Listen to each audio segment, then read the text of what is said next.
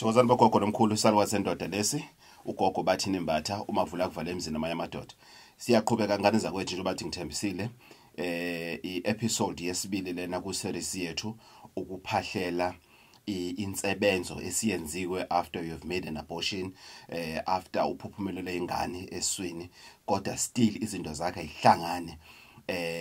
Sikhulumile eqaleni ku episode 1 ukuthi gogo into zami zimnyama, indoda ayingibuki angishelwa ngisho na uhlanya ngishiphara lingishele mina gogo. Angisazi gogo ukuthi ngenze njani. Into zami nje zimile, into zami azinakho ukukhanya izinto ezifana lezo. Right ke manje na sesingena ku episode 2. Ku episode 2 ngani zakuthi la mina sikhuluma si-edda kahle isibani sesithathu okuyi color red. I-color red is for protection. Lapha usuke kuyithola ukuthi wegogo hey ayingibhonye indoda ebuya ngokuzolala, wegogo ayingishaya indoda, wegogo angisazi ukuthi kuzenzakalani. Lana ke ngane zakuthi sikhuluma ngengane eyaphuphuma eswini through ukuthi iabuse ushayiwe wena ingane yaze ukuthi umuntu lo wawuthanda naye wakushaya kwaze kwaphuphuma ingane. So lo msindo lona owayenzeka kwaze kwafa umuntu ngaphakathi elemala, lo msindo lona usuyenzakala manje empilweni yakho moving forward. Yonke indoda ohlangana nayo wena njena indlela abakhuluma nawe ngayo ukuthi umuntu akuthele induku. So kwenzakala lokho manje usabathu uvimba lokhu ayikhona kuyaliwa njena noma wayenza iabortion.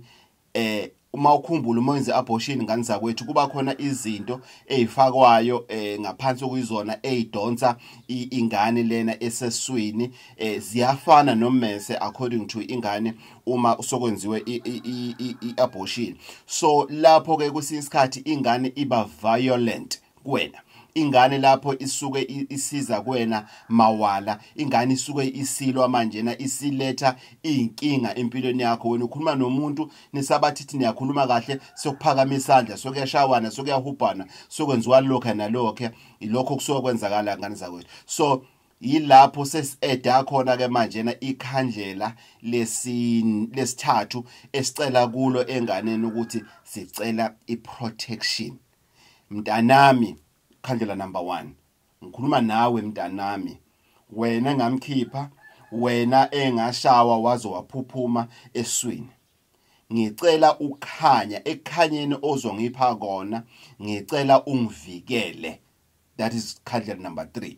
Ngicela ukukhanya, khandlela white, khandlela number 2, ngicela ukuvikeleka ku khandlela number 3.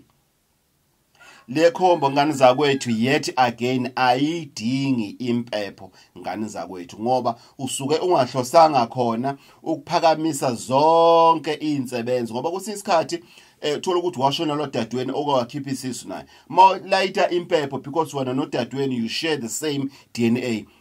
Iyaphakama nengane kadadweni iza kumamncane noma iza kumamkhulu naye sifuna ukwenzelwa into lana usuke ubhekana ngqo. Yingakho ukuthi uyenza ngo12 lapho umvenqange ehlangana khona nezidalwa kodwa lana usuke ukhuluma nesidala sakho ngqo. Umunye umbuzo ke wathi wegogo mina ngikhumbula kahle iabortion ngayenza kathathu, mina gogo ngikhumbula kahle iabortion ngayenza ka7, which means uzofaka imbala opink uphinda phinde by the number of times owayenza ngayo iabortion. La minyimbala le white no red it will remain as one candle because sikhuluma ngesibani esodwa esikhanyisa impilo yakho. Red sikhuluma ngeprotection eyodwa ezo protect impilo yakho as a whole. So ngani zakuthi it is very important. I emphasize this is very important ukuthi don't include ikhandlela and do this yet again for 3 following days. Ngani zakwethu ningadideki. Here we are not saying start with i-combo your pink na white kuphela then come with i-combo ika red. It depends ngokuthi yini obhekane nayo. if ever ubhekane nendaba ukuthi uthola induku into zakho zimnyama still nalo boyfriend nyana uyitholile iyakushaya or iyakuabuse, sometimes umuntu akakushaya physically, sometimes umuntu ukuabuse emotionally and ukuphuka inhliziyo. Kukhona izisu eziphumile because of umuntu was too stressed, umuntu was abused emotionally. So nalokho kuya include ikhandlela eli-red. So it is very important ngani zakwethu, let's not do a mistake. It depends ngokuthi how did you come across ukuthi wenze i-abortion. If your abortion or chitha lakho isisu it was just natural, i-abortion it was just a matter of look, I'm not ready financially. Mina nawe ngani zakwethu siphila emhlabeni. I understand why people benze abortion. I'm not against the issue of abortion. That's why I'm coming up with ama-solutions ukuthi musulenzile lolo phutha lelo, what else do you do? So ngani zakwethu, let's be careful. 1, uphinki, ukhuluma nengane eyodwa. 2, ucela ukukhanya.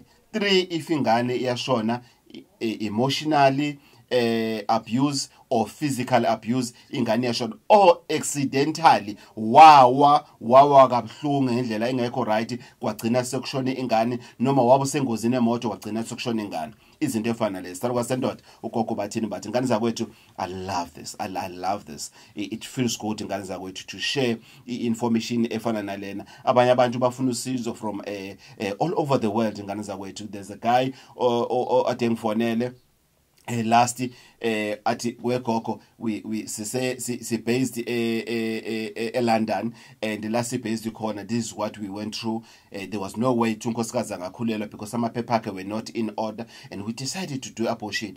After that izinto zethu zaba mnyama zaba njani, kodwa ngithemba ngibatshela ngekhombo ka pink no white bayenza bobabili ngubambisana for 3 days ilandelana, izinto zaqala zavuleka without them ukuthi bazibeze kimi bathi bazokhokha, or without mina ngithi kubona fakani imali ko Shoprite or fakani imali ezitolo in. I don't do that. Salukwa sendoda, uma uvula kuvala emzini amanye amadoda, gogo @bathinimbatha.co.za, www.bathinimbatha.co.za. Bathinimbatha iwebsite ithi bathinimbatha.co.za, and then there's a booking appointment form that you can fill uma ufuna ukuzobona isalukwazi sendoda. For more interesting videos, please subscribe and share this video on your YouTube, on your social media platforms. Salukwazi sendoda, mavula kuvaliwe 082 833 4063. Thokozani.